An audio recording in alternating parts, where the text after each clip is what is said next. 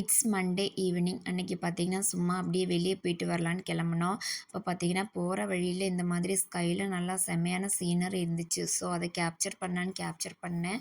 போயிட்டு நாங்கள் அப்படியே ரவுண்ட்ஸ் போயிட்டு வீட்டுக்கு வந்துட்டோம். அதுக்கப்புறம் கிளிப்பிங்ஸ் எதுவுமே எடுக்கலை. இது பார்த்திங்கன்னா நெக்ஸ்ட் டே மார்னிங் ஷூட் பண்ணது. அன்றைக்கி கொஞ்சம் க்ரோசரி ஷாப்பிங் போக வேண்டியது இருந்துச்சு. எனக்கு வீட்டில் கொஞ்சம் ஒர்க் இருந்தனால நான் போகலை. ஹஸ்பண்ட்டை மட்டும் லிஸ்ட் எழுதி கொடுத்து விட்டுட்டேன். ஸோ அவங்களே எல்லாமே வாங்கிட்டு வந்துட்டாங்க. ஆனால் பாருங்கள், நம்ம என்னதான் லிஸ்ட் எழுதி கொடுத்தாலும் அதில் 1, 2 பொருள் வந்துட்டு மிஸ் ஆயிடுது. அப்படிதான் ஒரு சில பொருளை வாங்காமல் வந்துட்டாங்க. அப்புறம் இடையில வாங்கி தரேன்னு சொன்னாங்க. அதுக்கப்புறம் நான் எல்லாமே எடுத்து அரேஞ்ச் பண்ணி வச்சுட்ருந்தேன். அப்படியே அவங்க கூடவே வெஜிடபிள்ஸும் வாங்கிட்டு வந்துட்டாங்க. ஸோ எல்லாமே எடுத்து வச்சுட்டு அப்படியே குக்கிங் பண்ண போயாச்சு.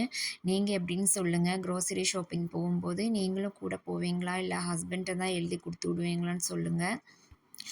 நம்மளோட ஷாப்பிங் பார்த்திங்கன்னா மேக்ஸிமம் பட்ஜெட் ஷாப்பிங்காக தான் இருக்கும்.